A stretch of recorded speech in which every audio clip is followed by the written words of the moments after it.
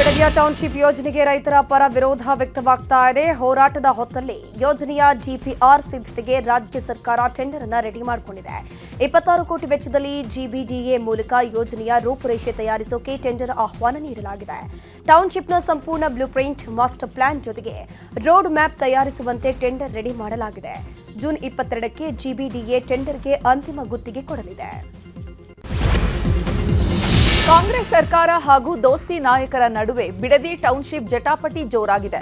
ಬೈರಮಂಗಲ ಗ್ರಾಮಕ್ಕೆ ಬಿಜೆಪಿ ನಾಯಕರ ನಿಯೋಗ ಆಗಮಿಸಿದೆ. ಬಿಜೆಪಿ ರಾಜ್ಯಾಧ್ಯಕ್ಷ ವಿಜಯೇಂದ್ರ, ವಿಪಕ್ಷ ನಾಯಕ ಆರ್ ಅಶೋಕ್ ಸೇರಿದಂತೆ ಹಲವು ನಾಯಕರು ಕೆಂಪಯ್ಯನಪಾಳ್ಯ ಗ್ರಾಮಕ್ಕೆ ಆಗಮಿಸಿದ್ರು. ಕೆಂಪಯ್ಯನಪಾಳ್ಯ ಗ್ರಾಮದ ಹೊಲದಲ್ಲಿ ಎಳನೀರು ಸವಿದ್ರು. ಭೂ ಸ್ವಾಧೀನ ಆಗುವ ಪ್ರದೇಶದ ರೈತರ ಜೊತೆ ಉಭಯ ನಾಯಕರು ಚರ್ಚಿಸಿ ಮಾಹಿತಿ ಕಲೆ ಹಾಕಿದ್ರು. ಬಳಿಕ ಬಿಜೆಪಿ ನಾಯಕರ ನಿಯೋಗ ಸುದ್ದಿಗೋಷ್ಠಿ ನಡೆಸಿ ಕಾಂಗ್ರೆಸ್ ಸರ್ಕಾರದ ವಿರುದ್ಧ ವಾಗ್ದಾಳಿ ನಡೆಸಿದ್ರು. ರಾತ್ರಿ ಬಂದು ಕೆಲವು ಗುಂಡಾಗಳು ನಮ್ಮ ಮನೆಗಳಿಗೆ ಕಳಿಸಿ ನಮಗೆ ಬೆದರಿಕೆ ಹಾಕುವಂತ ಕೆಲಸವನ್ನು ಕೂಡ ಮಾಡ್ತಾ ಇದ್ದಾರೆ. ಗುಂಡಾಗಳ ಮುಖೇನ ರೈತರನ್ನ ಒತ್ತಾಯಪೂರ್ವಕವಾಗಿ ಜಮೀನನ್ನ ಬಿಟ್ಟುಕೊಡಬೇಕು, ಆ ರೀತಿ ಒತ್ತಾಯವನ್ನು ಕೂಡ ಮಾಡಿಸ್ತಾ ಇದ್ದಾರೆ ಅನ್ನೋ ಮಾತನ್ನು ಕೂಡ ರೈತರು ಹೇಳಿದ್ದಾರೆ. ನಾವತ್ತು ಬಿಜೆಪಿ ಮುಖಂಡರು ಅವೆಲ್ಲ ಬರ್ತೀವಿ ಅಂತ ಹೇಳಿದ್ರೆ ಪೋಸ್ಟರ್ ಕ್ಯಾಂಪೇನ್ ಮಾಡ್ತಾ ಇದ್ದಾರೆ. ನಾನು ಮಾಧ್ಯಮದ ಸ್ನೇಹಿತರ ಮುಖೇನ ರಾಜ್ಯದ ಮುಖ್ಯಮಂತ್ರಿಗಳು ಹೇಳೋದಕ್ಕೆ ಇಚ್ಛಪಡ್ತೇನೆ, ನಾವತ್ತು ಬಿಜೆಪಿ ಶಾಸಕರು ಮುಖಂಡರು, ನೀವು ಕಾಂಗ್ರೆಸ್ ಪಕ್ಷದ ಶಾಸಕರಲ್ಲ. ಕಾಂಗ್ರೆಸ್ ಶಾಸಕರಿಗೆ ದಬ್ಬಾಳಿಕೆ ಗುಂಡಾಗರ್ದಿ ಮಾಡ್ದಂಗೆ ನಮ್ಮ ಹತ್ರ ನೀವು ಗುಂಡಾಗರ್ದಿ ಮಾಡೋದಕ್ಕೆ ಬರಬೇಡಿ. ಇದನ್ನೇ ನೀವು ಕನಕಪುರದಾಗ ಹೋದಾಗ ಏನ್ ಭಾಷಣ ಮಾಡಿದೆ ನೀನು? ಕನಕಪುರದಲ್ಲಿ ಒಂದು ಭಾಷಣ ಮಾಡವ್ರೆ ಡಿ ಕೆ ಶಿವಕುಮಾರ್, ಇಲ್ಲಿ ಚಿನ್ನದ ಬೆಲೆ ಬರುತ್ತೆ, ಯಾರೂ ಕನಕಪುರದಲ್ಲಿ ಜಮೀನು ಮಾರಬೇಡಿ, ಬಿಡತಿ ಜನ ಮಾರ್ಗಬೇಕು, ಕನಕಪುರ ಜನ ಮಾರ್ಗಂಬಾರ್ದು. ಯಾವ ನ್ಯಾಯ ಇದು? ಒಬ್ಬ ರಾಜ್ಯದ ಮುಖ್ಯಮಂತ್ರಿ, ನೀವು ಉಪಮುಖ್ಯಮಂತ್ರಿಗಳಾಗಿದ್ರಿ, ಅವರ ತಾಲೂಕಲ್ಲಿ ಅವ್ರ ಜಮೀನು ಮಾರಬಾರ್ದು, ಈ ತಾಲೂಕಲ್ಲಿ ಬಂದ್ಬಿಟ್ಟು ನೀವೆಲ್ಲ ಜಮೀನು ಮಾರಿ ಅಂತ ಹೇಳ್ತೀರಲ್ಲ, ಎಷ್ಟು ನ್ಯಾಯ ಇದು? ಅದರಿಂದ ಈ ಮನೆ ಆಳ ಕೆಲಸವನ್ನ ಕಾಂಗ್ರೆಸ್ ಅವರು ಬಿಡಬೇಕು. ನಾನು ಅದೇ ಮೊನ್ನೆನೂ ಹೇಳಿದೆ, ಒಳಿತು ಮಾಡು ಮನುಷ್ಯ 100 ದಿವಸ, ಡಿ ಕೆ ಶಿವಕುಮಾರ್ ಇರೋದು ಇನ್ನು 1.5 ವರ್ಷ. ಈ ಪ್ರಾಂತ್ಯದಲ್ಲಿ ಒಂದು ತಿಂಗಳಿಗೆ 6 ರಿಂದ 8 ಲಕ್ಷ ಲೀಟರ್ ಹಾಲನ್ನು ಕೊಡ್ತೀವಿ. ಇವು ಯಾರು ದೊಡ್ಡ ರೈತರಲ್ಲ, ಎಲ್ಲ ಸಣ್ಣ ಸಣ್ಣ ರೈತರು, 1/2 ಎಕರೆ 1 ಎಕರೆ ಬೇರೆ ಬೇರೆ ಕಡೆ ಮಾಡಿಕೊಂಡು ಜೀವನ ಮಾಡ್ತಕ್ಕಂಥವ್ರು. ಇಂಥವರನ್ನ ನೀವು ಒಕ್ಕಲಿಗರಿಗೆ ಒಳಿತು ಮಾಡುವ ಬದಲು ಒಕ್ಕಲಿಗರ ಒಕ್ಕಲೆಬ್ಬಿಸುವ ಕೆಲಸ ಮಾಡ್ತಿದ್ದೀರಲ್ಲ. ನಾನು ಮಾನ್ಯ ಮುಖ್ಯಮಂತ್ರಿಗಳೇ, ತಾವು ಡಿ ಕೆ ಶಿವಕುಮಾರ್ ಅವರೇ, ನೀವು ರೈತರ ಮಗ ಅಂತ ನಾನು ಅಂದ್ಕೊಂಡಿದ್ದೇನೆ. ಭವಿಷ್ಯ ಯಾವರೇ ಆಗಲಿ, ನಿಜವಾದ ರೈತನ ಮಗ ಈ ರೀತಿಯ ಒಕ್ಕಲೆಬ್ಬಿಸುವ ಕೆಲಸವನ್ನ ಮಾಡಲಾರರು. ಬಿಡದಿಯಲ್ಲಿ ಜೆಡಿಎಸ್ ಬಿಜೆಪಿ ನಾಯಕರ ವಿರುದ್ಧ ಪೋಸ್ಟರ್ ಅಂಟಿಸಿದ ವಿಚಾರಕ್ಕೆ ಸಿಎಂ ಡಿಕೆ ಶಿವಕುಮಾರ್ ವಿರುದ್ಧ ಕೇಂದ್ರ ಸಚಿವ ಎಚ್.ಡಿ. ಕುಮಾರಸ್ವಾಮಿ ಕಿಡಿಕಾರಿದ್ದಾರೆ. ಬೆಂಗಳೂರಿನಲ್ಲಿ ಮಾತನಾಡಿರುವಂತಹ ಅವರು, ರಾಜ್ಯದ ಸಿಎಂ ಆದ್ಮೇಲೆ ಆದರೂ ಈ ಪೋಸ್ಟರ್ ಅಂಟಿಸೋದು, ಬ್ಲೂ ಫಿಲ್ಮ್ ಮಾಡಿಸೋದು ಬಿಡ್ತಾರೆ ಅಂತ ಅಂದ್ಕೊಂಡಿದ್ದೆ. ಆ ಖಯಾಲಿ ಇನ್ನೂ ಕೂಡ ಹೋಗಿಲ್ಲ, ಅದೆಲ್ಲವೂ ಪೋಸ್ಟರ್ ಅಂಟಿಸಿ ಪ್ರಚಾರ ಮಾಡುವಂಥದ್ದಾ ಅಂತ ಕುಟುಕಿದ್ರು. ನಾನು ಈ ರಾಜ್ಯದ ಮುಖ್ಯಮಂತ್ರಿಗಳಾದ ಮೇಲಾದರೂ ಇದೆಂಥ ಬ್ಲೂ ಫಿಲಮ್ ಮಾಡಿಸೋದು, ಪೋಸ್ಟ್ ಅಂಟಿಸೋದು ಇದೆಲ್ಲ ಬಿಡ್ತಾರೆ ಅದನ್ನು ಅಂತ ಅನ್ಕೊಂಡಿದ್ದೆ. ಆ ಕೈಯಲ್ಲಿ ಇನ್ನೂ ಹೋಗಿಲ್ಲ. ಅದೆಲ್ಲ ಪೋಸ್ಟ್ ಅಂಟಿಸ್ಬಿಟ್ಟು ಪ್ರಚಾರ ಮಾಡೋ ಅಂಥದ್ದು ನಂದು ಬಿಟ್ಟುಬಿಡಿ. ಈವನ್ ನನ್ನ ಹೆಂಡ್ತಿದ್ದು ಫೋಟೋ ಹಾಕೋರು, ನಂದು 100 ಎಕರೆ ಅಂತ ಅದೇನೋ ನಿಖಿಲ್ದು ನಂದು ಹಾಕೋರಲ್ವೇ. ಅದು ಅಷ್ಟೇ ವಿಕೃತ ಮನಸ್ಸೆ. ಅದು ಹೇಳದ್ನಲ್ಲ, ಇದು ಮೊದಲಿಂದಲೂ ಬಂದಿರೋದು ಇದರಲ್ಲೇ. ಈ ಕೈಯಲ್ಲಿ ಬಂದಂಥ ವ್ಯಕ್ತಿ ಈಗಲೂ ಇದನ್ನೇ ಮುಖ್ಯಮಂತ್ರಿ ಆದಮೇಲಾದರೂ ಆ ಮುಖ್ಯಮಂತ್ರಿಯ ಕುರ್ಚಿಗಾದರೂ ಗೌರವ ಬೇಡವಾ? ಪರಿಷತ್ ಚುನಾವಣೆ ತೀವ್ರ ಕುತೂಹಲ ಮೂಡಿಸಿದೆ. ನಾಳೆ ಬೆಳಿಗ್ಗೆ 9ರಿಂದ ಸಂಜೆ 4ರವರೆಗೆ ಮತದಾನ ನಡೆಯಲಿದೆ. 7 ಸ್ಥಾನಗಳಿಗೆ 8 ಮಂದಿ ಅಭ್ಯರ್ಥಿಗಳು ಕಣದಲ್ಲಿದ್ದಾರೆ. ವಿಧಾನಸೌಧದ ಮೊದಲ ಮಹಡಿಯಲ್ಲಿ ಮತದಾನಕ್ಕೆ ಸಿದ್ಧತೆ ನಡೆದಿದೆ. ಕೊಠಡಿ ಸಂಖ್ಯೆ 106ರಲ್ಲಿ 2 ಕಡೆ ಮತದಾನಕ್ಕೆ ಸಿದ್ಧತೆ ನಡೆದಿದೆ. ಸಮಿತಿ ಕೊಠಡಿಯ ಹೊರಗೆ ಒಳಗೆ ಸಿಸಿಟಿವಿ ವ್ಯವಸ್ಥೆಯನ್ನು ಮಾಡಲಾಗಿದೆ. ಸಂಜೆ 4 ಗಂಟೆಯ ಬಳಿಕ ಫಲಿತಾಂಶ ಪ್ರಕಟಿಸಲಾಗುತ್ತದೆ. ನಾಳೆ ಪರಿಷತ್ ಚುನಾವಣೆ ಹಿನ್ನೆಲೆಯಲ್ಲಿ ಕಾಂಗ್ರೆಸ್ ಅಣಕು ಮತದಾನ ನಡೆಯಿತು. ಎಲ್ಲ ಶಾಸಕರಿಗೂ ಮತದಾನ ಹೇಗೆ ಮಾಡಬೇಕು ಅಂತ ಟ್ರೈನಿಂಗ್ ಅನ್ನು ನೀಡಲಾಗಿದೆ. ಸಿಎಂ ಡಿಕೆ ಶಿವಕುಮಾರ್ ಅಣಕು ಮತದಾನ ಮಾಡಿ ಶಾಸಕರಿಗೆ ತರಬೇತಿಯನ್ನು ನೀಡಿದರು.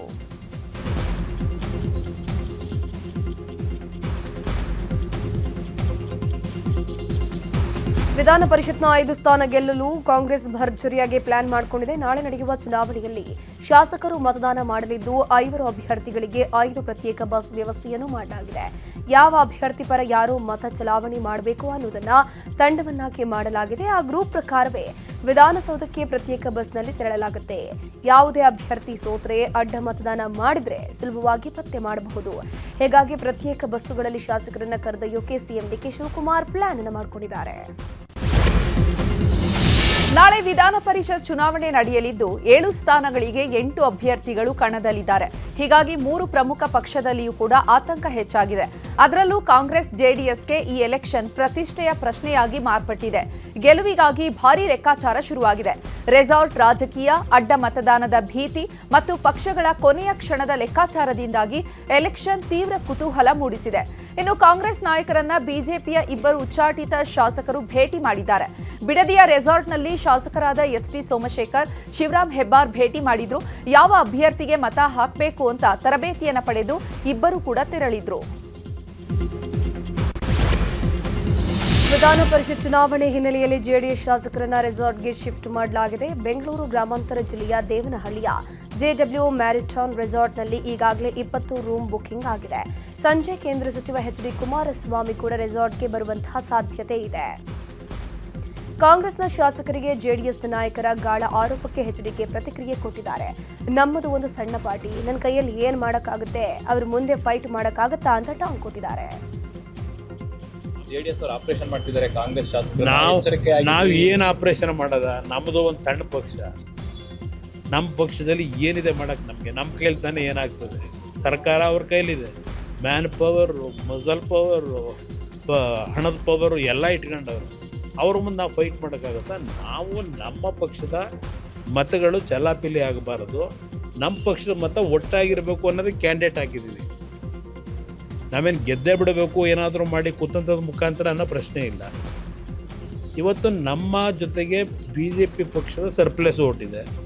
ಆ ಓಟಿಗೆ ಬಿ ಜೆ ಪಿ ನಾಯಕರಿಗೆ ಮನವಿ ಮಾಡಿದ್ದೇವೆ.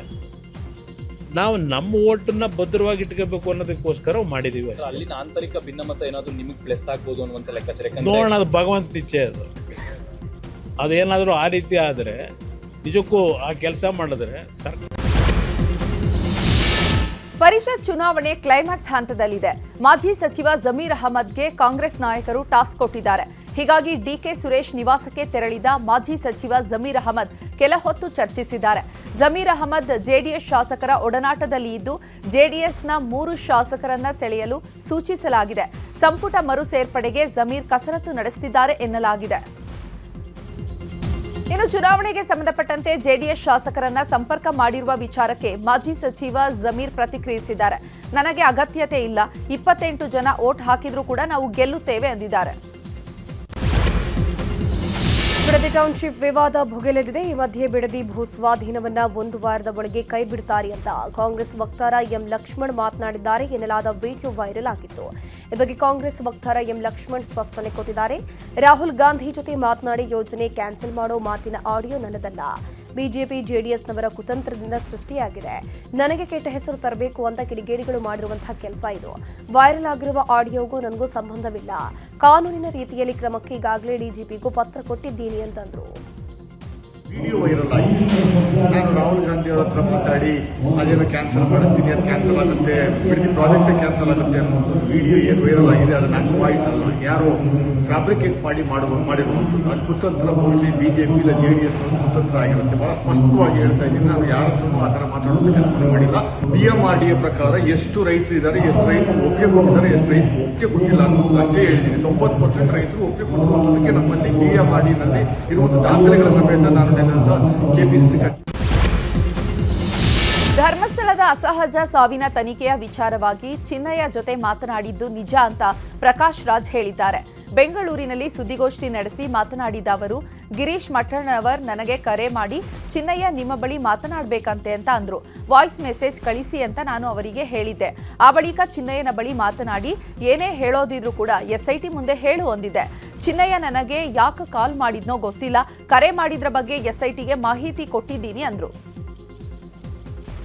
ಇನ್ನು ಪುಣ್ಯಕ್ಷೇತ್ರ ಸಂರಕ್ಷಣಾ ಸಮಿತಿಯ ಚಕ್ರವರ್ತಿ ಸೂಲಿಬೆಲೆ ಮಾತನಾಡಿದ್ದು, ಮೊದಲು ಚಿನ್ನಯ್ಯ ಯಾರು ಅಂತ ಗೊತ್ತಿಲ್ಲ ಅಂದಿದ್ರು, ಬಳಿಕ ಚಿನ್ನಯ್ಯನ ಜೊತೆ ಮಾತನಾಡಿದ್ದೇನೆ ಅಂತಿದ್ದಾರೆ. ಬ್ರೈನ್ ಮ್ಯಾಪಿಂಗ್ಗೆ ಪ್ರಕಾಶ್ ರಾಜ್ ಒಪ್ಪಿಕೊಳ್ಳಲಿ ಅಂತ ಸವಾಲ್ ಹಾಕಿದ್ರು. ಈಗ ಒಬ್ಬ ಎಡಪಂಥೀಯ ಹೊರಗೆ ಬಂತಲ್ಲ, ಒಂದು ಬಿಲದಿಂದ ಹೊರಗೆ ಬಂದಂತಾಯಿತು. ಅವರಾಗೆ ಹೊರಗೆ ಬಂದಿಲ್ಲ, ಅದನ್ನು ಚಿನ್ನಯ್ಯ ಹೊರಗೆ ಹಾಕಿದ್ದಾನೆ.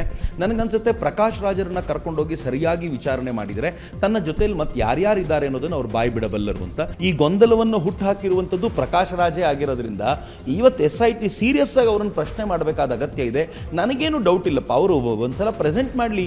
ಪ್ರೆಸೆಂಟ್ ಮಾಡಿದ ನಂತರ ಅದರಲ್ಲಿ ಇರ್ಬೋದಾಗಿರುವಂಥ ಲೂಪ್ ಹೋಲುಗಳನ್ನು ಹೆಕ್ಕಿ ತೆಗಿತೀವಿ. ಯಾಕೆ ಅಂತಂದರೆ ಮೀಡಿಯಾಗಳು ಎಷ್ಟು ಕೆಲಸ ಮಾಡಿವೆ ಈ ಕೇಸಿನ ಹಿನ್ನೆಲೆಯಲ್ಲಿ, ಅವರಿಗೆ ಯಾವುದೇ ಈ ಥರದ ಲೂಪ್ ಹೋಲುಗಳನ್ನು ಇಡಲಿಕ್ಕೆ ಸಾಧ್ಯ. ಧರ್ಮಸ್ಥಳದ ಧರ್ಮಾಧಿಕಾರಿ ವಿರುದ್ಧ ಅವಹೇಳನಕಾರಿ ಪೋಸ್ಟ್ ಹಿನ್ನೆಲೆ FIR ರದ್ದು ಕೋರಿ ಗಿರೀಶ್ ಮಠಣ್ಣನವರ್ ಅರ್ಜಿಯನ್ನು ಸಲ್ಲಿಕೆ ಮಾಡಿದರು. ಗಿರೀಶ್ ಮಠಣ್ಣನವರ್ ಹಾಕಿದ್ದ ಪೋಸ್ಟ್ಗಳಿಗೆ ಹೈಕೋರ್ಟ್ ಗರಂ ಆಗಿದೆ. ಭಿನ್ನಾಭಿಪ್ರಾಯಗಳಿಗೆ ಪ್ರಜಾಪ್ರಭುತ್ವದ ಅವಕಾಶವಿದೆ, ಇದಕ್ಕಲ್ಲ.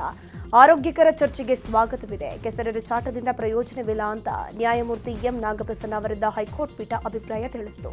ವಿಚಾರಣೆಯನ್ನ ಜೂನ್ 22ಕ್ಕೆ ಮುಂದೂಡಿಕೆ ಮಾಡಲಾಗಿದೆ.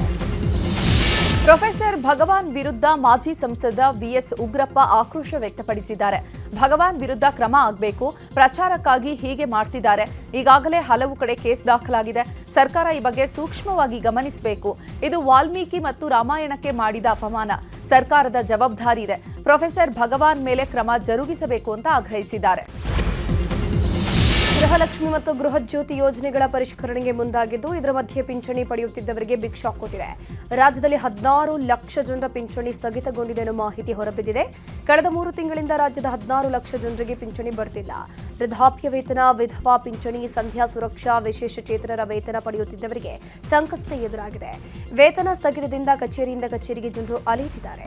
ಪಿಂಚಣಿಗಾಗಿ 70 ಮತ್ತು 81 ವರ್ಷದ ವೃದ್ಧರು ಕಂದಾಯ ಇಲಾಖೆಯ ಮೆಟ್ಟಿಲೇರಿದ್ದಾರೆ. ಸರ್ಕಾರ ದಯವಿಟ್ಟು ಹಣ ಕೊಡಬೇಕು ಅಂತ ವೃದ್ಧರು ಮನವಿ ಮಾಡಿಕೊಂಡಿದ್ದಾರೆ.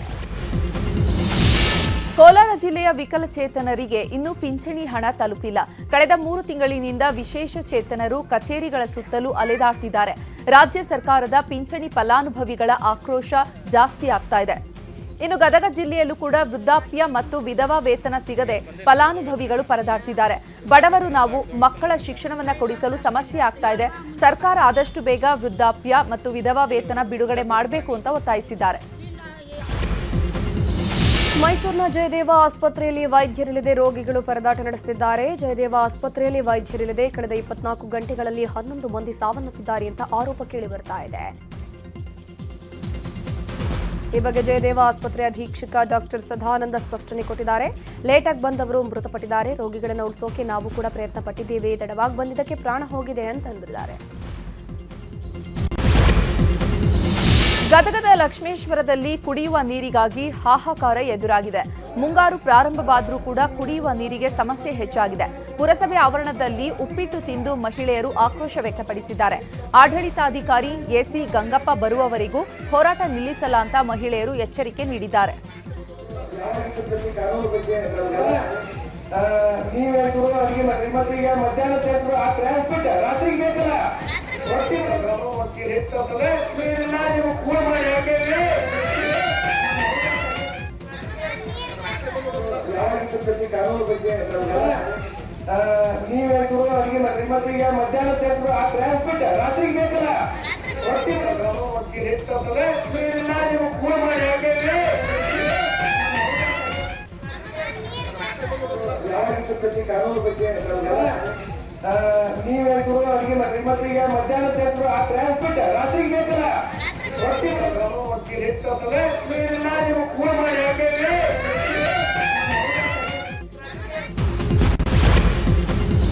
ಚಿಕ್ಕಬಳ್ಳಾಪುರದ ಜಂಗಮಕೋಟೆ ಬಳಿ ಭೂ ಸ್ವಾಧೀನಕ್ಕೆ KIADB ಸಿದ್ಧತೆಯನ್ನು ಮಾಡಿಕೊಂಡಿದೆ. ಆದರೆ ಭೂ ಸ್ವಾಧೀನವನ್ನು ವಿರೋಧಿಸಿ ಕಳೆದ 3 ತಿಂಗಳಿಂದ ರೈತರು ಪ್ರತಿಭಟನೆ ಮಾಡ್ತಾನೆ ಇದ್ದಾರೆ. ಇನ್ನು ಸಂಧಾನ ಮಾಡುವಂತಹ ನೆಪದಲ್ಲಿ ರೈತರನ್ನ DC ಕಚೇರಿಗೆ ಕರೆತಂದ ಪೊಲೀಸರು ರೈತರನ್ನ ಬಂಧಿಸಿದ್ದಾರೆ. ಸಂಶೋಧನಾ ವಿದ್ಯಾರ್ಥಿಗೆ ಕಿರುಕುಳ ನೀಡಿದ ಆರೋಪದ ಹಿನ್ನೆಲೆ ಕರ್ನಾಟಕ ವಿವಿ ಸಸ್ಯಶಾಸ್ತ್ರ ವಿಭಾಗದ ಮುಖ್ಯಸ್ಥರ ವಿರುದ್ಧ ಪ್ರತಿಭಟನೆ ನಡೆಯಿತು. ಎಬಿವಿಪಿ ನೇತೃತ್ವದಲ್ಲಿ ಧಾರವಾಡದ ಕರ್ನಾಟಕ ವಿವಿ ಆಡಳಿತ ಕಚೇರಿ ಮುಂಭಾಗ ಪ್ರತಿಭಟನೆ ನಡೆಯಿತು. ಇನ್ನು ಸಂಶೋಧನಾ ವಿದ್ಯಾರ್ಥಿಗೆ ಕಿರುಕುಳ ನೀಡಿರುವ ಆರೋಪ ಕೇಳಿಬಂದ ಬೆನ್ನಲ್ಲೇ ಸಸ್ಯಶಾಸ್ತ್ರ ವಿಭಾಗದ ಪ್ರೊಫೆಸರ್ ಅನ್ನ ಅಮಾನತು ಮಾಡಲಾಗಿದೆ. ಪ್ರೊಫೆಸರ್ ದೇವರಾಜನ್ ತಂಗುದೊರೈಯನ್ನ ಅಮಾನತು ಮಾಡಿ ಕುಲಸಚಿವರು ಆದೇಶ ಹೊರಡಿಸಿದ್ದಾರೆ. ಗೃಹ ಸಚಿವರ ಜಿಲ್ಲೆಯಲ್ಲಿ ಪಿಎಸ್ಐ ಆತ್ಮಹತ್ಯೆಗೆ ಶರಣಾಗಿದ್ದಾರೆ. ಕಲಬುರಗಿಯ ಗಂಗಾನಗರದ ನಿವಾಸಿ ಸಬ್ ಇನ್ಸ್ಪೆಕ್ಟರ್ ಬಸವರಾಜ್ ಹೆರೂರ್ ಸೀರೆಯಿಂದ ಫ್ಯಾನ್ಗೆ ನೇಣು ಬಿಗಿದುಕೊಂಡು ಸಾವನ್ನಪ್ಪಿದ್ದಾರೆ. ಆತ್ಮಹತ್ಯೆಗೂ ಮುನ್ನ ಸ್ನೇಹಿತರಿಗೆ ಪಿಎಸ್ಐ ಕರೆ ಮಾಡಿ ಆತ್ಮಹತ್ಯೆ ವಿಷಯ ತಿಳಿಸಿದ್ರಂತೆ. ಬಸವರಾಜ್ ತಂದೆಗೆ ಸ್ನೇಹಿತರು ಕರೆ ಮಾಡಿ ಮಾಹಿತಿ ಕೊಟ್ಟಿದ್ರಂತೆ. ತಕ್ಷಣ ಬಾಗಿಲು ಒಡೆದು ನೋಡಿದಾಗ ಮಗನ ಶವ ಕಂಡು ಕುಟುಂಬ ಶಾಕ್ ಆಗಿದೆ. ಚಿತ್ರದುರ್ಗದ ಹಿರಿಯೂರಿನಲ್ಲಿ 4 ವರ್ಷದ ಮಗು ಅಕಾಲಿಕವಾಗಿ ಸಾವನ್ನಪ್ಪಿದೆ. ಎದೆ ಊರಿ ಎಂದು ಹೇಳಿದಂತಹ ಪುಟ್ಟ ಬಾಲಕ ಆಸ್ಪತ್ರೆ ಸೇರಿಸುವಷ್ಟರಲ್ಲಿ ಕೊನೆಯುಸಿರೆಳೆದಿದ್ದಾನೆ. ಹಿರಿಯೂರು ಬಿಜೆಪಿ ಮಂಡಲ ಅಧ್ಯಕ್ಷ ಅಭಿನಂದನ್ ಅವರ ಪುತ್ರ ವೈಷ್ಣವ್ಗೆ ನಿನ್ನೆ ಇದ್ದಕ್ಕಿದ್ದಂತೆ ಎದೆ ಉರಿ ಕಾಣಿಸಿಕೊಂಡಿತ್ತು. ದಾವಣಗೆರೆಯ ಕೆಟಿಜೆ ನಗರದಲ್ಲಿ ಹೃದಯಾಘಾತದಿಂದ ಬಾಡಿ ಬಿಲ್ಡರ್ ಸಾವನ್ನಪ್ಪಿದ್ದಾನೆ. 26 ವರ್ಷದ ಬಾಡಿ ಬಿಲ್ಡರ್ ಸುಶೀಲ್ ಕುಮಾರ್ ಮೃತಪಟ್ಟಿರುವಂತಹ ಯುವಕ ಜಿಮ್ ಮುಗಿಸಿ ಮನೆಗೆ ಬಂದಂತಹ ವೇಳೆ ಕುಸಿದು ಬಿದ್ದು ಸಾವನ್ನಪ್ಪಿದ್ದಾನೆ. ತುಮಕೂರಿನಲ್ಲಿ ಪೊಲೀಸ್ ಬಂಧನಕ್ಕೆ ಹೆದರಿ ಮನೆಯಲ್ಲಿ ರೌಡಿ ಶೀಟರ್ ಹೈ ಡ್ರಾಮಾ ನಡೆಸಿದ್ದಾನೆ. ಕಲ್ಲುಪಾಳ್ಯದಲ್ಲಿ ಸಾಯಿಕುಮಾರ್ ಅಲಿಯಾಸ್ ಕಲ್ಲುಪಾಳ್ಯ ಸುರೇಶ ಎಂಬಾತ ಬಾಗಿಲು ಹಾಕೊಂಡು ರಾದ್ದಾಂತ ನಡೆಸಿದ್ದಾನೆ. ಪೊಲೀಸರು ಸುರೇಶ್ ಮನೆಗೆ ಬೀಗ ಒಡೆದು ಆತನನ್ನು ಬಂಧಿಸಿದ್ದಾರೆ. ಒಂದೇ ಸ್ಕೂಟರ್ನಲ್ಲಿ 4 ಯುವತಿಯರು ಜಾಲಿ ರೈಡ್ ಹೊರಟಿದ್ರು. ನಿಯಂತ್ರಣ ಕಳೆದುಕೊಂಡು 4 ಯುವತಿಯರು ಬಿದ್ದಿದ್ದಾರೆ. ಮಂಗಳೂರು ಹೊರವಲಯದ ತೊಕ್ಕುಟು ಎಂಬಲ್ಲಿ ಈ ಘಟನೆ ನಡೆದಿದೆ. ಅಪಘಾತದ ದೃಶ್ಯ ಸಿಸಿಟಿವಿಯಲ್ಲಿ ಸೆರೆಯಾಗಿದೆ. ಬೆಂಗಳೂರಿನಲ್ಲಿ ಹಫ್ತಾ ವಸೂಲಿ ಹೆಚ್ಚುತ್ತಿರುವಂತಹ ಆರೋಪ ಹಿನ್ನೆಲೆ ಬೇಸತ್ತು ಕಾರ್ಮಿಕ ಪರಿಷತ್ನಿಂದ ಪ್ರತಿಭಟನೆಗೆ ಕರೆ ನೀಡಲಾಗಿದೆ. ನಾಳೆ ನಗರದಲ್ಲಿ ಬೇಕರಿ, ಕಾಂಡಿಮೆಂಟ್ಸ್ ಬಂದ್ ಮಾಡಿ ಪ್ರತಿಭಟನೆ ಮಾಡಲಿದ್ದಾರೆ. ಮುಖ್ಯಮಂತ್ರಿಗಳಿಗೆ ಪಟಾಕಿ ಅಂಗಡಿಗಳ ಮೇಲೆ ಅಧಿಕಾರಿಗಳು ಏಕಾಏಕಿ ರೇಡ್ ಮಾಡಿದ್ದಾರೆ. ಆನೇಕಲ್ ತಾಲೂಕಿನ ಅತ್ತಿಬೆಲೆ, ಚಂದಾಪುರ ಭಾಗದ ಪಟಾಕಿ ಮಳಿಗೆಗಳ ಮೇಲೆ ರೇಡ್ ಆಗಿದೆ. ಕೆಲವು ಪಟಾಕಿ ಮಳಿಗೆ ಮಾಲೀಕರು ಕಾನೂನು ಉಲ್ಲಂಘಿಸಿದ್ದು ಅವರಿಗೆ ನೋಟಿಸ್ ಕೊಡಲಾಗಿದೆ. ಭಾರತ ಅಫ್ಘಾನಿಸ್ತಾನ ನಡುವೆ 2ನೇ ದಿನದ ಏಕದಿನ ಪಂದ್ಯ ನಡೀತಾ ಇದೆ. ಲಕ್ನೋನ ಏಕನಾ ಕ್ರಿಕೆಟ್ ಸ್ಟೇಡಿಯಂನಲ್ಲಿ ನಡೆಯುತ್ತಿರುವಂತಹ ಪಂದ್ಯದಲ್ಲಿ ಟೀಂ ಇಂಡಿಯಾ ನಾಯಕ ಶುಭ್ಮನ್ ಗಿಲ್ ಹಾಗೂ ಇಶಾಂತ್ ಕಿಶನ್ ಶತಕ ಬಾರಿಸಿದ್ದಾರೆ. ಟೀಂ ಇಂಡಿಯಾ 402 ರನ್ ಗಳಿಸಿ ಆಲ್ಔಟ್ ಆಗಿದೆ. ಈಗೊಂದು ಬ್ರೇಕಿಂಗ್ ನ್ಯೂಸ್ ಇದೆ. ಬೀಳುವ ಹಂತದಲ್ಲಿರುವಂತಹ ಶಾಲೆಯಲ್ಲೇ ಮಕ್ಕಳಿಗೆ ಪಾಠ ಮಾಡಲಾಗ್ತಾ ಇದೆ. ಸಂಪೂರ್ಣವಾಗಿ ಶಾಲೆ ಈಗಾಗಲೇ ಶಿಥಿಲಾವಸ್ಥೆಗೊಂಡಿದೆ. ಗುಡಿಬಂಡೆಯ ಸರ್ಕಾರಿ ಶಾಲೆ ಇದು. ಶಿಥಿಲಾವಸ್ಥೆಗೊಂಡಿರುವಂತಹ ಶಾಲೆಯಲ್ಲೇ ಮಕ್ಕಳಿಗೆ ಪಾಠ ಪ್ರವಚನ ಮಾಡ್ತಿದ್ದಾರೆ. 150ಕ್ಕೂ ಅಧಿಕ ವರ್ಷಗಳ ಇತಿಹಾಸ ಇರುವಂತಹ ಸರ್ಕಾರಿ ಶಾಲೆ ಇದು. ಅತಿ ಹೆಚ್ಚು ವಿದ್ಯಾರ್ಥಿಗಳಿರುವಂತಹ ಶಾಲೆಯಲ್ಲಿ ಈ ಒಂದು ಕೊಠಡಿಯ ಕೊರತೆ ಕೂಡ ಇದೆ. ಯಾವಾಗ ಬೀಳುತ್ತೋ ಅನ್ನುವಂತಹ ಭಯದಲ್ಲೇ ಮಕ್ಕಳಿಗೆ ಪಾಠ ಮಾಡ್ತಿದ್ದಾರೆ. 310 ವಿದ್ಯಾರ್ಥಿಗಳಿರುವಂತಹ ಶಾಲೆಯಲ್ಲಿ ಕೊಠಡಿಗಳ ಸಮಸ್ಯೆ ಇದೆ. ಪ್ರಾಣ ಕೈಯಲ್ಲಿ ಹಿಡ್ಕೊಂಡು ಪುಟಾಣಿ ಮಕ್ಕಳು ಪಾಠ ಕೇಳ್ತಿದ್ದಾರೆ. ನಮ್ಮ ಶಾಲೆಯು 170 ವರ್ಷಗಳ ಹಿಂದಿನ ಶಾಲೆಯಾಗಿದೆ. ನಮ್ಮ ಶಾಲೆಯಲ್ಲಿ 300ಕ್ಕಿಂತ ಹೆಚ್ಚು ವಿದ್ಯಾರ್ಥಿಗಳು ವ್ಯಾಸಂಗ ಮಾಡುತ್ತಿದ್ದೇವೆ. ಮಳೆಗಾಲ ಬಂದಿದೆ ಮತ್ತೆ ಮೇಲ್ಛಾವಣಿಗಳು ಬಿರುಕು ಬಿದ್ದು ಉದುರುತ್ತಿದೆ ಮತ್ತು ನಮ್ಮ ಶಾಲೆಯಲ್ಲಿ ಕೊಠಡಿಗಳನ್ನು ನಿರ್ಮಾಣ ಮಾಡಿಕೊಡಿ ಅಂತ ತಮ್ಮಲ್ಲಿ ವಿನಂತಿ. ಇನ್ನು ಈ ಬಗ್ಗೆ ಹೆಚ್ಚಿನ ಮಾಹಿತಿಯನ್ನು ನೀಡ್ತಾರೆ ನಮ್ಮ ಪ್ರತಿನಿಧಿ ದತ್ತಾತ್ರೇಯ. ದೂರವಾಣಿ ಸಂಪರ್ಕದಲ್ಲಿ ಜಾಯ್ನ್ ಆಗಿದ್ದಾರೆ. ದತ್ತಾತ್ರೇಯ, ಮುಂಗಾರು ಆರಂಭ ಆಗಿದೆ. ನಿನ್ನೆ ಇನ್ನೂ ಒಂದು ಶಾಲೆಯಲ್ಲಿ ಇದೇ ರೀತಿ ಘಟನೆ ನಡೆದಿತ್ತು. ಸದ್ಯ ಮಕ್ಕಳಿರಲಿಲ್ಲ. ಮೊನ್ನೆ ನಡೆದಂತಹ ಕಲಬುರಗಿ ಘಟನೆಯಲ್ಲಿ ಮಕ್ಕಳು ಪಾಠ ಕೇಳ್ತಿದ್ದಂತಹ ಸಂದರ್ಭದಲ್ಲೇ ಇದೇ ರೀತಿ ಮೇಲ್ಛಾವಣಿ ಕಾಂಕ್ರೀಟ್ ಕುಸಿತ ಆಗಿತ್ತು. ಈಗ ಏನಾದ್ರೂ ಅದೇ ರೀತಿಯ ಘಟನೆ ಸಂಭವಿಸಿದ್ರೆ ಮಕ್ಕಳ ಗತಿ ಏನು? ಯಾಕೆ ಅದನ್ನ ಸರಿ ಮಾಡುವಂತ ಕೆಲಸಕ್ಕೆ ಅಧಿಕಾರಿಗಳು ಮುಂದಾಗ್ತಿಲ್ಲ?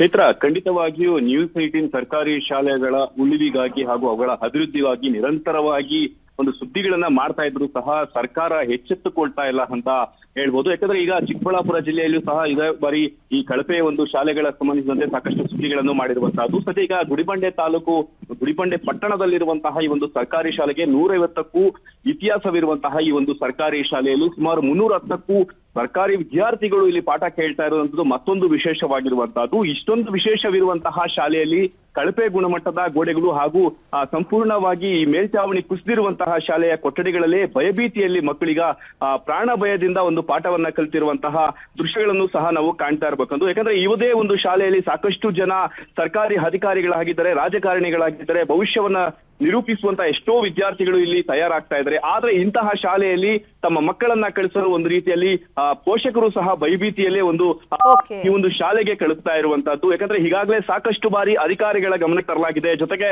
ಸ್ಥಳೀಯ ಶಾಸಕರ ಗಮನಕ್ಕೂ ತರಲಾಗಿದೆ. ಆದ್ರೆ ಯಾವುದೇ ಕ್ರಮವನ್ನ ಇದುವರೆಗೂ ಸಹ ಕೈಗೊಂಡಿಲ್ಲ. ಆದ್ರಿಂದ ನಮ್ಮ ಶಾಲೆಯನ್ನ ಅಭಿವೃದ್ಧಿ ಪಡಿಸಿ ಅಂತ ಮಕ್ಕಳು ಇಲ್ಲಿ ವಿನಂತಿ ಮಾಡ್ಕೊಳ್ತಾ ಇರುವಂತದ್ದು. ಮತ್ತೊಂದು ಕಡೆ ಸ್ಥಳೀಯ ನಿವಾಸಿಗಳು ಸಹ ಬಹಳಷ್ಟು ರೀತಿಯಾದಂತಹ ಬೇಸರವನ್ನ ವ್ಯಕ್ತಪಡಿಸ್ತಾ ಇರುವಂತದ್ದು. ಯಾಕಂದ್ರೆ ಈ ಒಂದು ಶಾಲೆಯಲ್ಲಿ ನೂರಾರು ಇತಿಹಾಸವಿರುವಂತಹ ಈ ಒಂದು ಸರ್ಕಾರಿ ಶಾಲೆಯಲ್ಲಿ ಇಷ್ಟೊಂದು ಮಕ್ಕಳು ಕಲಿತಾ ಇದ್ರು ಸಹ ಯಾವುದೇ ರೀತಿಯಾದಂತಹ ಪ್ರೋತ್ಸಾಹ ಹಾಗೂ ಅಭಿವೃದ್ಧಿ ಕಡೆಗೆ ಸರ್ಕಾರ ಗಮನ ಕೊಡ್ತಾ ಇಲ್ಲ. ಈಗಲಾದ್ರೂ ಸಹ ಧನ್ಯವಾದ ದತ್ತಾತ್ರೇಯ. ನೋಡೋಣ ಈಗಲಾದ್ರೂ